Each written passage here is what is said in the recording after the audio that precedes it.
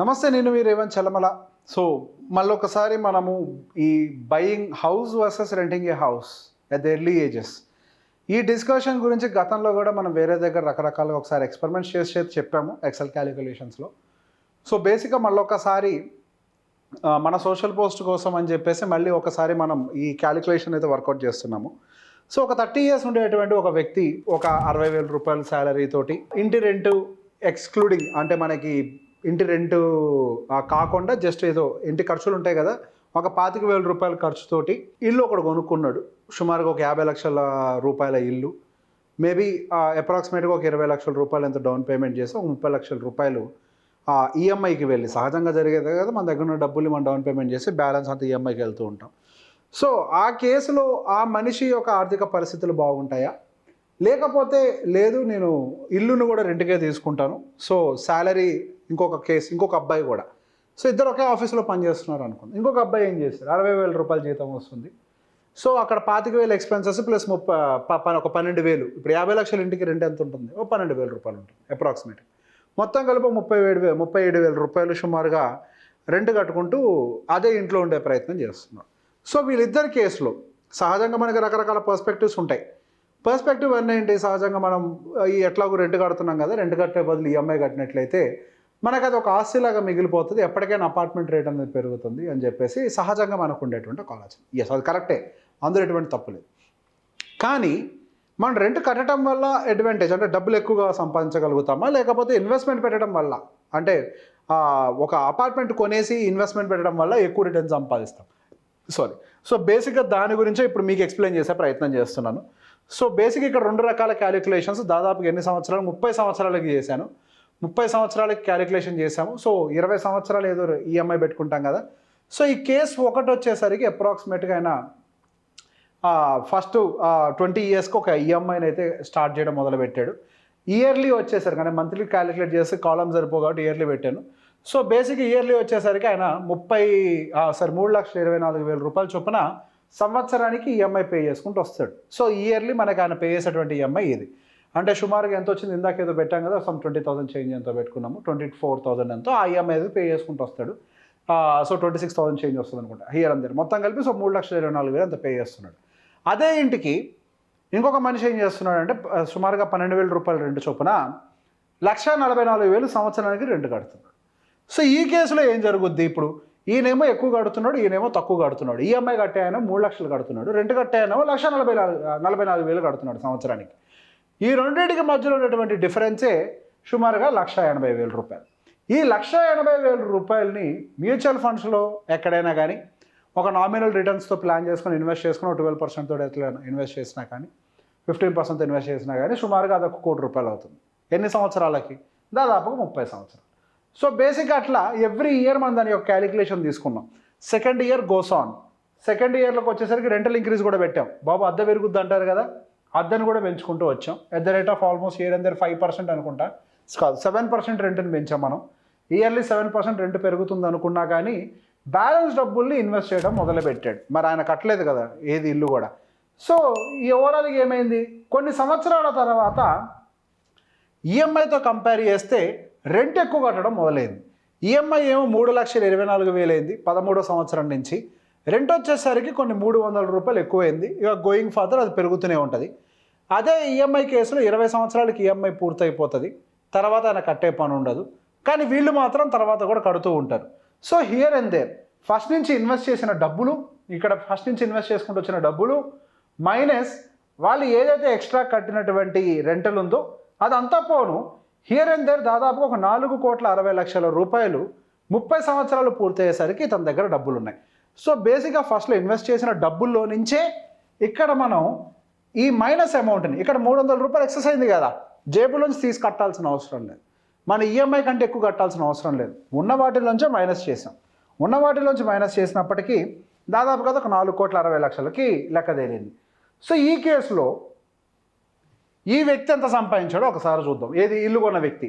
ఇల్లు కొన్న వ్యక్తికి ఏమైంది, దాదాపుగా 60 సంవత్సరాల వయసు వచ్చేసరికి 30 సంవత్సరాల తర్వాత ఇల్లు దాదాపుగా 7% రేట్ ఆఫ్ రిటర్న్ తోటి గ్రో అవుతూ ఉంటుంది. సుమారుగా అది ఒక 3,80,00,000కి ఎంతో ఇంటి వాల్యూ చేరుకుంది. దాంట్లో నుంచి ఆయన ఫస్ట్ డౌన్ పేమెంట్ ఒక 20 లక్షలు కట్టాడు కాబట్టి పెట్టుబడి మైనస్ చేద్దాం 20 లక్షలు. అప్పటిదాకా ఈఎంఐ కూడా కట్టాడు కదా, దాదాపుగా ఎంత 64 లక్షల దాకా ఈఎంఐ కట్టాడు. మరి ఈఎంఐ కూడా మైనస్ చేస్తే నెట్ ప్రాఫిట్ వస్తుంది, అంటే పెట్టుబడి మైనస్ చేస్తే ఎంత గెయిన్స్ వచ్చాయని. ఓవరాల్గా వచ్చింది ఎంత అని అంటే సుమారుగా హియర్ అండ్ దేర్ 2,95,00,000 వరకు కూడా ప్రాఫిట్ అనేది అతనికి వచ్చింది హియర్ అండ్ దేర్, అంతే కదా, అదే 2,95,00,000. సో తర్వాత ఏం చేశాడు మరి 21వ సంవత్సరం నుంచి ఆయన ఈఎంఐ కట్టలేదు కదా, మరి ఆ డబ్బులు ఏం చేశాడంటే ఎస్ఐపి చేశాడు అనుకోండి. ఆ 10 ఏళ్ళు ఎస్ఐపి చేసిన డబ్బులు ఒక 71 లక్ష ఎంతో అయింది. టోటల్గా వచ్చేసరికి 3,66,00,000 రూపాయల దాకా ఈ వ్యక్తి డబ్బును సంపాదించాడు.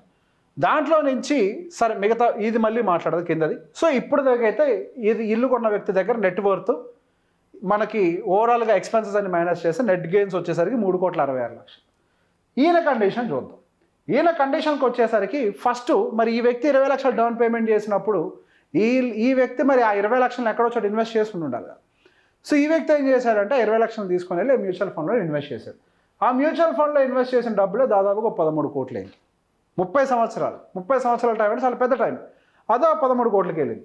అందులో నుంచి ఇయర్లీ కాంట్రిబ్యూషన్ కూడా చేశాడు కదా ఈ 4 కోట్లు. ఇక్కడ ఉంది కదా లెక్క. మనం ఏదైతే ఈఎంఐ మైనస్ రెంట్ ఏదైతే డబ్బులు కొద్దిగా దాచిపెట్టుకుంటూ వచ్చామో ఆ డబ్బులన్నీ కూడా మరి దీనికి యాడ్ అయిపోయినాయి. అదొక 4,60,00,000 వచ్చింది.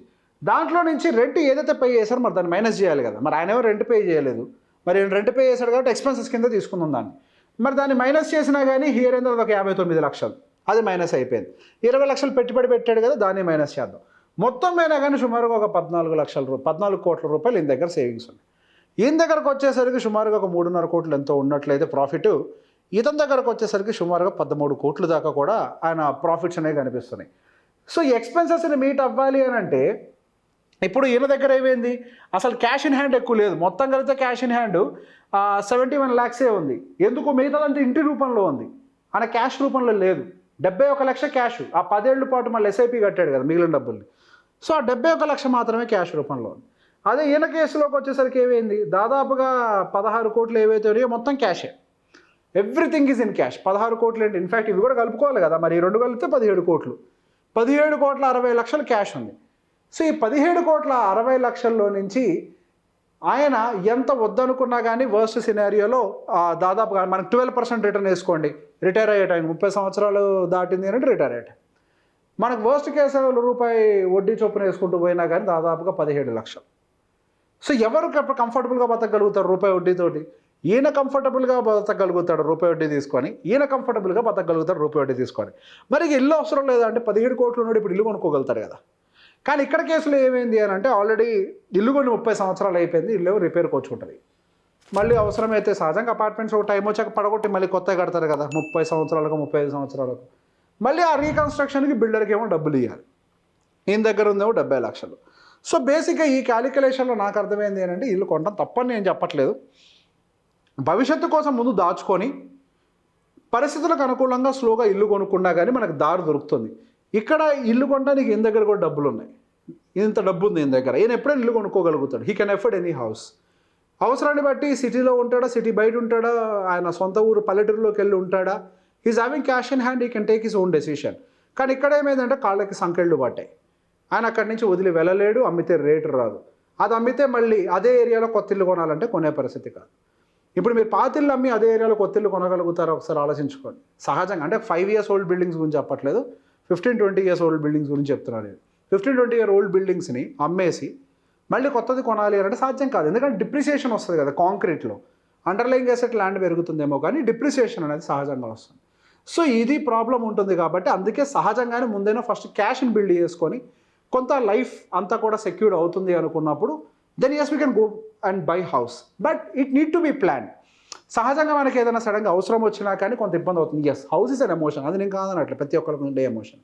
కాకపోతే అన్నెసరీగా ఎమోషన్లోకి వెళ్తే జరిగేదేంటి, ఎమోషన్స్ లీడ్స్ టు స్ట్రెస్. ఆ సమస్యలు ఎదుర్కోకుండా మీ ఫైనాన్షియల్స్ని ప్రాపర్గా ప్లాన్ చేయాలని కోరుకుంటున్నాను. Thank you very much.